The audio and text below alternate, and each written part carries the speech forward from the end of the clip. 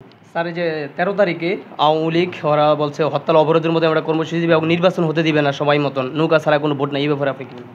ঘোষণা দিছে। আওয়ামী লীগ সম্বন্ধে মানুষ এখন ভুলে গেছে এবং তারা এখন ওই ভারতে কলকাতায় অফিস নিছে। তো আমার তাদের প্রতি পরামর্শ হলো যে ভারতে যতগুলা প্রদেশ আছে প্রত্যেকটা প্রদেশে তারা একটা করে অফিস নেও, তারা ভারতের নাগরিকত্ব নিয়ে ভারতের ওই রাজনীতি করার সনদ নিয়ে ভারতেই তারা থাকুক, বাংলাদেশে তাদের কোনো প্রয়োজন নাই, এই দেশে মানুষ তাদেরকে কখনোই স্থান দেবে না। যে আপনি তো বলা ৩ আসনের সাবেক কয়েকবারই এমপি এবং মন্ত্রীও ছিলেন, কিন্তু আপনি থাকাকালীন আমাদের ভোলাতে অনেক উন্নয়ন করছেন তথা ৩ আসনে, কিন্তু এখন ভবিষ্যৎ নতুন করে আপনার পরিকল্পনা রয়েছে কি? ধন্যবাদ। আমি আমার দলের নেতৃবৃন্দকে ধন্যবাদ জানাই, চেয়ারপারসন এবং অ্যাক্টিং চেয়ারপারসনকে, যারা আমাকে আবারও মনোনয়ন দিয়েছেন আগামী জাতীয় সংসদের নির্বাচনের জন্যে।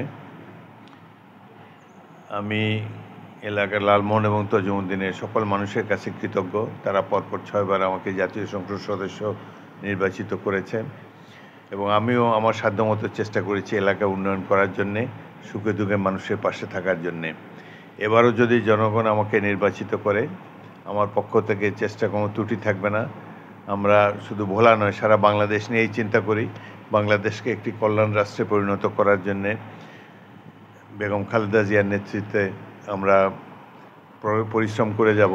শহীদ রাষ্ট্রপতি জিয়াউর রহমান যে আদর্শ রেখে গিয়েছেন সততা, দেশপ্রেমের, আমরা সেটি অনুসরণ করেই বাংলাদেশের উন্নয়ন কাজে আত্মনিয়োগ করতে চাই। একটি বিষয়ে শুধু ভোলা 3 আসন নয়, পুরো ভোলা এবং বাংলাদেশেরই অন্যান্য অঞ্চলের সাথে যেটা এফেক্ট করে সেটা হলো আমাদের দেশে শিক্ষার মান অনেক নিচু। কিছুদিন আগে আন্তর্জাতিক সংস্থা থেকে বিশ্বের 1000 বিশ্ববিদ্যালয়কে গ্রেডিং করা হয়েছে, 1000 বিশ্ববিদ্যালয়ের নাম দেওয়া হয়েছে যে এগুলো হলো সেরা 1000। এই 1000-এর মধ্যে বাংলাদেশের কোনো বিশ্ববিদ্যালয় নাই, ভারতের আছে, পাকিস্তানের আছে, কিন্তু বাংলাদেশে নাই। সুতরাং আমাদের শিক্ষা ব্যবস্থার ঢল নেমেছে।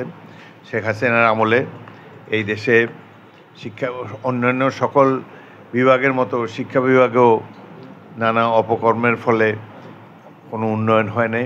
সুতরাং আমরা নির্বাচিত হলে প্রথমে আমি চেষ্টা করব শিক্ষার মান উন্নয়নের জন্যে। এখানে শিক্ষকরাও তেমন কিছু জানে না, ছাত্ররা তো মোটেই জানে না। এই কারণে এদের জন্য ট্রেনিংয়ের মাধ্যমে কিছু কিছু শিক্ষককে ঢাকায় এনে কেন্দ্রীয়ভাবে শিক্ষা মন্ত্রণালয়ের অধীনে যদি ট্রেনিং দিয়ে তাদের শিক্ষার মানকে আরও উন্নত করা যায়, তারা আবার ফিরে গিয়ে অন্যান্য শিক্ষক এবং ছাত্রদের মাঝে এই জ্ঞান ছড়িয়ে দেবে, যাতে করে শিক্ষার মান উন্নত হোক। তাহলে বিশ্বের অন্যান্য দেশের শিক্ষার্থীদের সাথে আমাদের দেশের শিক্ষার্থীরাও প্রতিযোগিতার মাধ্যমে এগিয়ে যেতে পারবে। এই ক্ষেত্রে এই দুর্বলতা আমার চোখে অনেক দিন ভাসছে। অনেক স্কুল কলেজ আমি করেছি, কিন্তু শিক্ষার মান সন্তোষজনক নয়। এই একটি, এছাড়াও আমাদের রাস্তাঘাট আমি অনেক করেছি, কিন্তু আওয়ামী লীগ আমলে এগুলোর কোনো মেরামত হয় নাই, কিছুই হয় নাই। সেগুলোকে আরও উন্নয়ন করা প্রয়োজন। আমাদের বিভিন্ন স্কুল কলেজ ছাড়াও মাদ্রাসা শিক্ষারও আধুনিকায়ন করা প্রয়োজন। এইভাবে আমরা চাচ্ছি যে শিক্ষার উন্নতির মাধ্যমেই বাংলাদেশ আগামীতে উন্নতির পথে এগিয়ে যাবে। যে আমাদের অনেকের প্রত্যাশা আপনি যখন এমপি হওয়ার পরে মন্ত্রী হবেন, দায়িত্বে আসবেন, আমাদের চরজুদ্দিনের মানুষের জন্য বিনামূল্যে আসলে জমি দিবেন, এই আশা আসলে তাদের কাছে। আসলে এই ব্যাপারে আপনি কতটুকু কী করতে পারবেন? এই প্রকল্প আমি আগেই শুরু করেছি। 2001 সালেই চরজহিরুদ্দিনে বিনা পয়সায় জমি দিয়েছি। বেগম খালেদা জিয়া, তাকে আমি নিয়ে গিয়েছিলাম তজুমুদ্দিনে, সেখানে তিনি এইসব জমির দলিল হস্তান্তর করেছেন। কিন্তু একটু অসুবিধা হয়ে গেল যে যাদেরকে জমি দিয়েছি তাদেরকে তাদের চিহ্নিত প্লটে বসাবার আগেই সরকার পরিবর্তন হয়ে যায়। এবার আমরা চেষ্টা করব আবারও ভূমিহীনদেরকে বিনা পয়সায় জমি দেওয়ার জন্যে, এবং তাদেরকে যেহেতু এবার যদি সময় পাই তাদেরকে নিজ নিজ জমিতে, যারা তাতে যেভাবে তারা জমিকে কাজে লাগাতে চায় কৃষির মাধ্যমে বা অন্যান্য মাধ্যমে, তারা যাতে মালিকানাটা ভোগ করতে পারে সেই জন্য তাদেরকে সুযোগ দেওয়া হবে।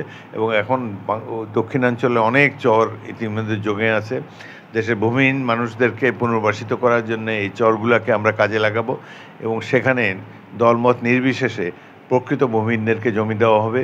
কোনো ধরনের ভূমিদস্যু সেখানে গিয়ে জনগণের উপরে অত্যাচার চালাবে, এটি আমরা কখনোই হতে দেব না। আমি এখনই চেষ্টা করছি যাতে করে মানুষ শান্তিতে সেখানে বসবাস করতে পারে চরাঞ্চলে।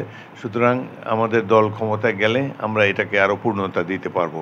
13 তারিখে আওয়ামী লীগ ওরা বলছে হরতাল অবরোধের মধ্যে আমরা কর্মসূচি দিবে এবং নির্বাচন হতে দিবে না সময় মতন, নৌকা ছাড়া কোনো ভোট নাই। এই ব্যাপারে আপনি কি বলবেন?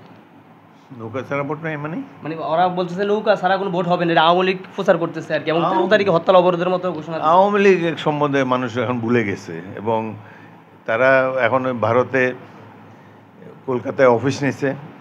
তো আমার তাদের প্রতি পরামর্শ হলো যে ভারতে যতগুলা প্রদেশ আছে প্রত্যেকটা প্রদেশে তারা একটা করে অফিস নেও, তারা ভারতের নাগরিকত্ব নিয়ে ভারতের ওই রাজনীতি করার সনদ নিয়ে ভারতেই তারা থাকুক, বাংলাদেশে তাদের কোনো প্রয়োজন নাই, এই দেশের মানুষ তাদেরকে কখনোই স্থান দেবে না।